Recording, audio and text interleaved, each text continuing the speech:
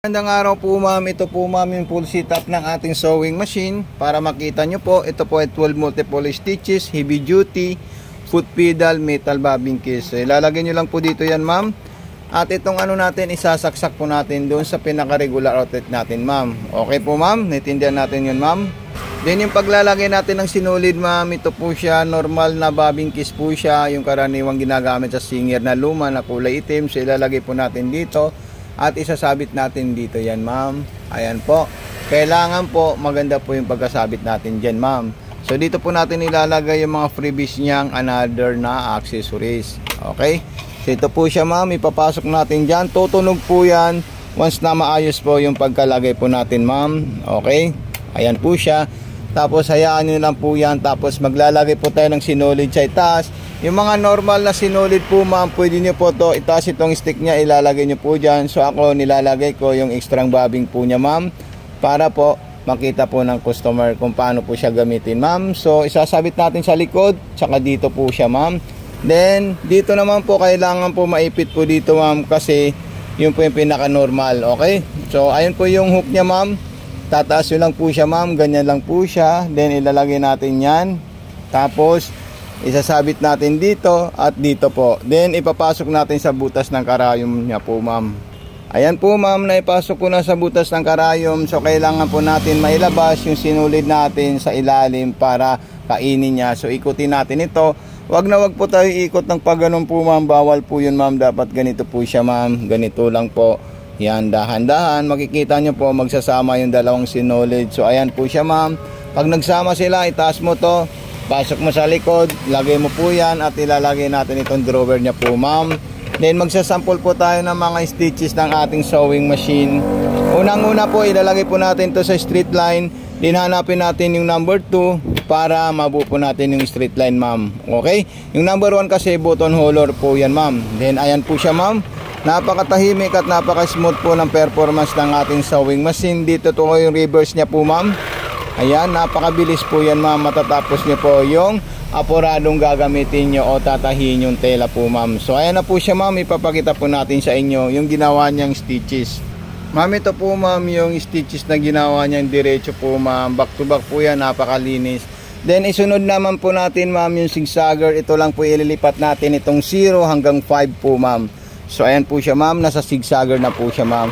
Ngayon malalaki po yung zigzag niya ma'am. Kung gusto nyo po i-adjust or gawing masinsin, so ito po siya ma'am. Gagawin nyo po siyang pinong-pino or masinsin, ilagay nyo ito sa number 1 po ma'am. So ayan. Ngayon kung gusto nyo po malilit po yung labas ng zigzagger, i-adjust nyo rin po ma'am para ma-reduce po siya sa malilit na zigzag. So ayan po siya ma'am. Sobrang mabilis po ito, napakasarap gamitin po siya ma'am. Okay po ma'am, so ayan. Then kung gusto niyo na po another design po ma'am, like pang garterize para sa mga spandex or sa mga cotton spandex, yung mga stretchable, number 3, itatapat nyo lang po yung number na gusto nyo dyan po ma'am. Okay, sagad nyo lang po ito para malaki po yung buka. Ito kasi yung wider o yung buka ng zigzagger. Then kahit anong klaseng design po, yung number 4, nakukuha niya po at nagagawa niya po yan lahat ma'am. Wala po tong issue ma'am, talagang napakaganda at napaka-solid na sewing machine. So number 5, ayan, napakasarap po siya ma'am gamitin ma'am. Ayan. Yung 3, 4, 5 para po yan sa mga spandex na tela ma'am. Tatandaan nyo po yan. Kasi yung spandex po is maunat po at mahirap tahiin po siya ma'am. Okay? So ito na po siya ma'am. Papakita po natin sa inyo yung ginawa niyang tatlong klaseng panay para sa mga spandex at para sa mga stretchable na tela.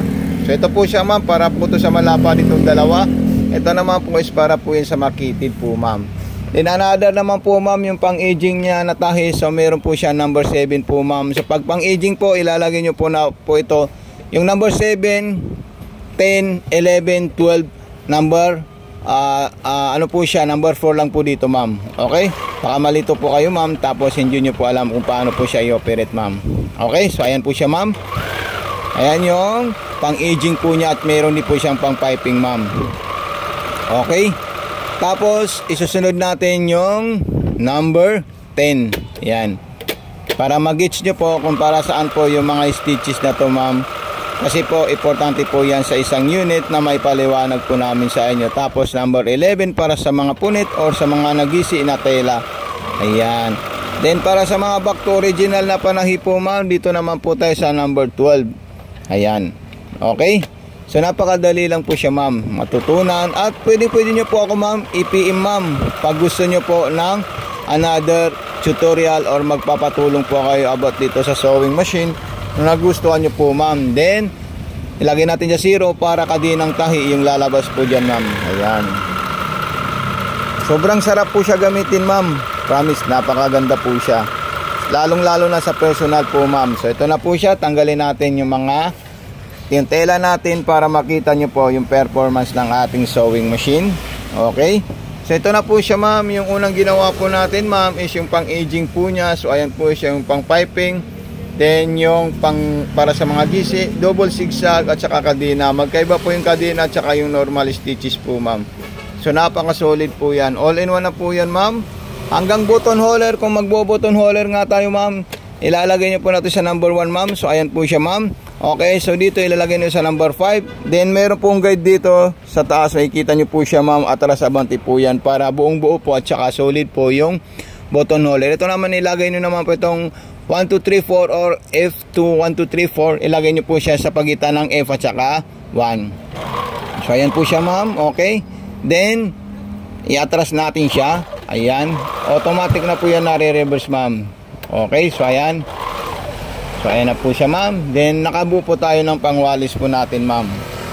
So itong sinsinan niya, depende po yan kung gusto niyo pong mas sinsin po ma'am. Ayan, ito po siya. Dito po kayo kukuha kung gusto niyo pong napakasinsin. Pwede niyo po isagad ng letter F para dikit-dikit na po yung distance ng button holder niyo po ma'am. Okay po ma'am, so maraming salamat. God bless and more power po ma'am sa'yo, lalong lalo na sa sa sewing machine na to.